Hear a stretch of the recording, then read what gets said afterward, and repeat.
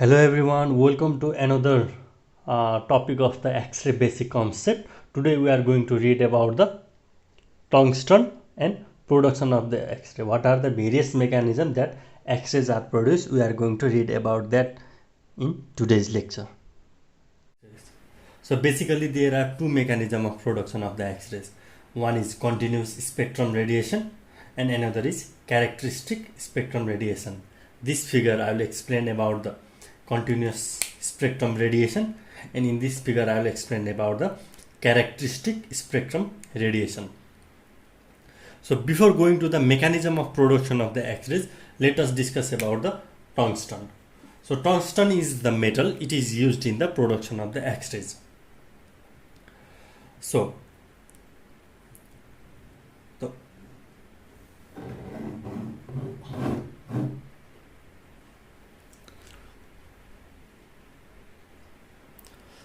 sorry for that.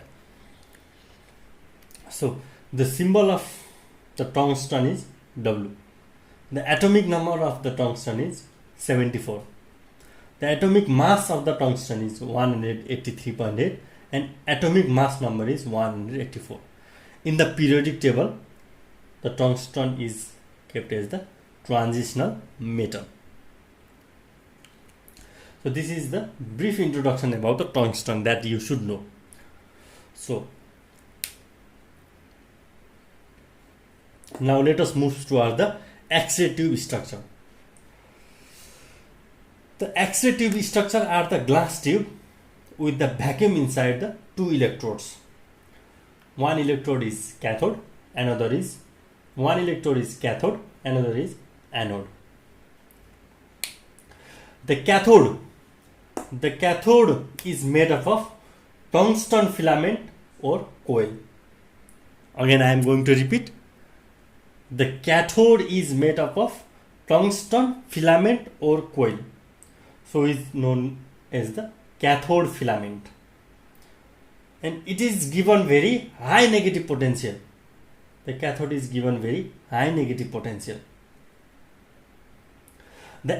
Whereas in the anode, it is given very high positive potential.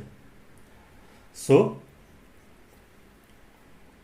in the anode, the tungsten tube is used. In the recent X-ray tubes, there are the combination of the 90% tungsten and 10% rhenium or molybdenum also is used nowadays. Now let us go towards the potential difference between the two anode and cathode. So what happens is that the large potential difference is applied across the anode and cathode, which is very important in the production of the X-rays. There is the exit window present in the X-ray tube and filter is present. Window is like a slit structure from which the X-ray beam will come out of the tube. Various filters are applied across the exit window.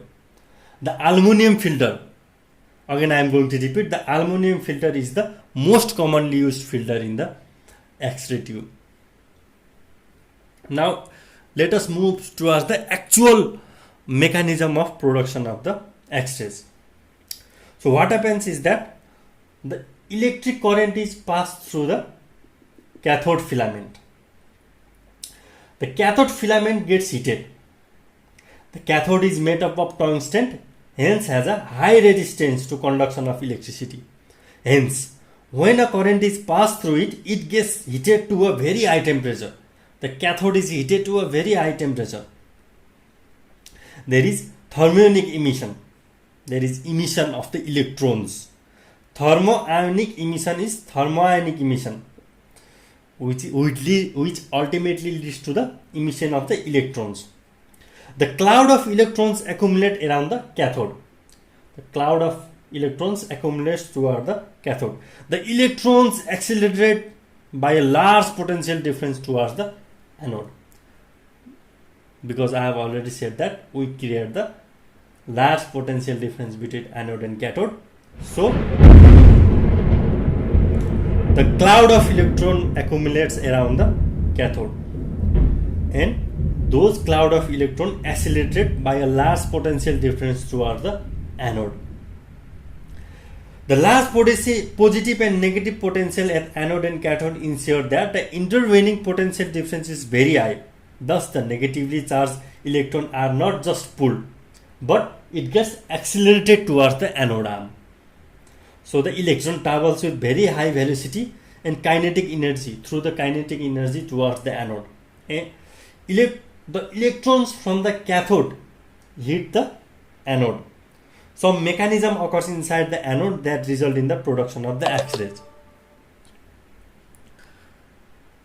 That mechanism I will discuss later on. These two are the mechanism I will discuss subsequently. Thus, when the electrons from the cathode are accelerated towards the anode arm, the electron from the cathode arm is accelerated towards the anode arm, and it strikes the anode arm due to the kinetic energy, because from the cathode arm the electron is accelerated at very high speed. So it strikes the anode arm and the electrons hit the anode, and due to some mechanism the X-ray beam is produced ultimately.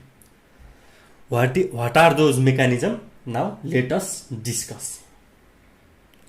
So there are mainly two mechanisms through which the X-rays are produced. After the electrons from the cathode arm strike the anode arm, the X-ray is produced, we know, by some mechanism. And what are those mechanisms? Those mechanisms are continuous spectrum radiation. One is continuous spectrum radiation, and another is characteristic spectrum radiation.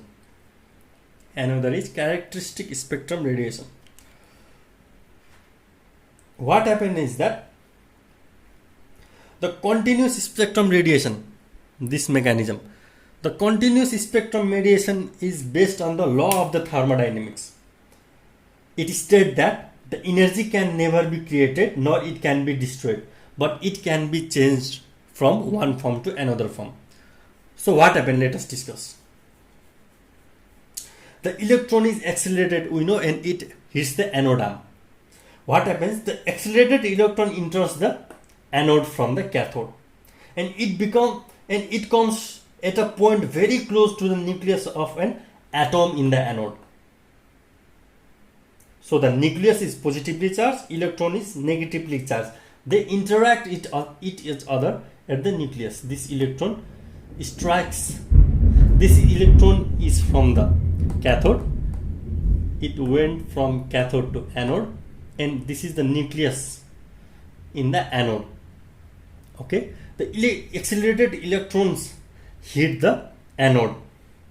So it comes to the lie at the close to the nucleus. As you know, nucleus is the positively charged and electron is negatively charged. So they interact with each other. They interact with each other. The nucleus and the electron interact with each other, and the electron is deviated from its original straight course. The electron previously going like this, it should go like this in the straight path, but it is deviated from the course. It is deviated like this. It is deviated here. So during the deviation, the electron lose some of its kinetic energy. The electron lose some of its kinetic energy. The energy lost is converted and comes out the X-ray tube as the X-rays. So during the deviation, the kinetic energy is lost by the electron, and that energy comes out through the X-rays, comes out through the filter or the X-ray tube as the X-rays. That is the mechanism of the continuous spectrum radiation. So let us discuss about the characteristic spectrum radiation. The characteristic spectrum radiation based on the two basic concepts regarding structure of atom that we have discussed earlier. So what happened? The accelerated electron enters the anode. Okay, the accelerated electron enters the anode. It hits directly the inner shell of the electron. It hits an inner shell electron directly. Because of the large kinetic energy of the accelerated electron, the inner shell electron is thrown out of the atom, it should be 2, but due to the acceleration, the accelerated electron hits the inner shell electron is thrown out of the atom. So the electron void is created in the innermost shell, thus it becomes unstable. What we have learned about the basic concept is that when there is the emptiness in the K shell, we know the KLM shell, when there is emptiness in the K shell, one electron from the outer shell jumps inside the inner shell. Okay, so the energy released when there is jump from the outer shell electron to inner shell electron, the energy release is converted into the X-rays and come out of the X-ray tube as X-rays.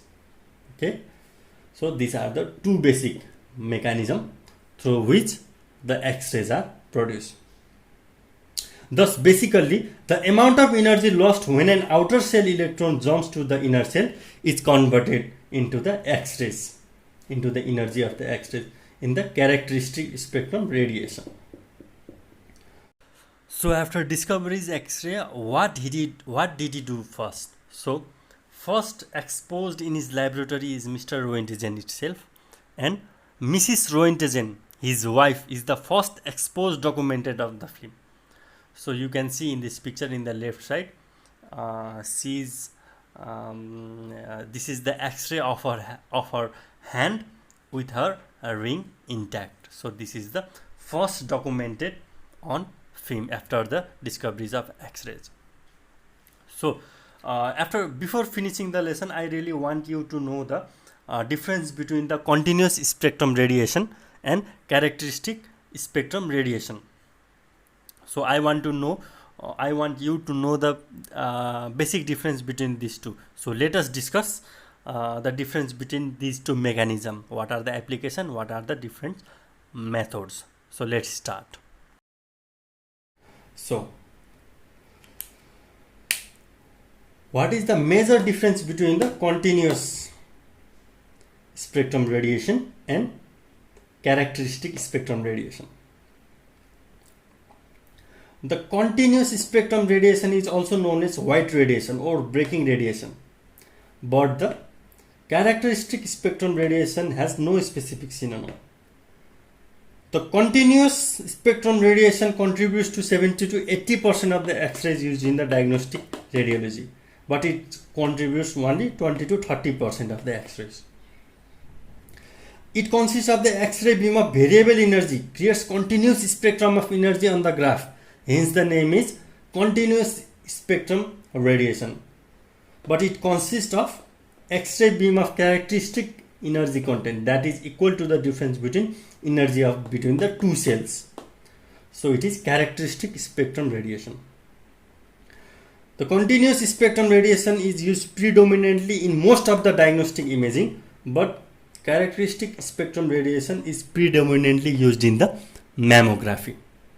So these are the basic two mechanism of production of the X-rays that you should know. Thank you. This much for today.